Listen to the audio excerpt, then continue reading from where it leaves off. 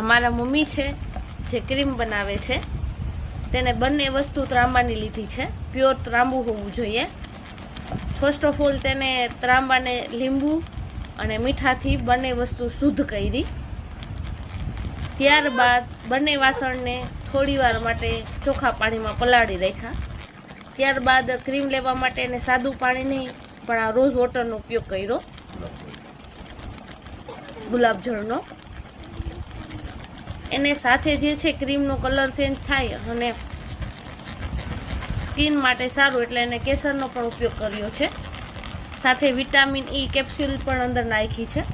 આવી રીતના 100 વાર નહીં પણ વારંવાર કે 100 વાર 3 વાર એને આવી રીતના હલાવ્યું છે. દર વખતે પાણી નીકળે તે કાઢી નાખે છે પણ દર વખતે આ રોઝ વોટરનો જ ઉપયોગ કર્યો છે. અને અમારા મમ્મી જાતે ક્રીમ બનાવે છે.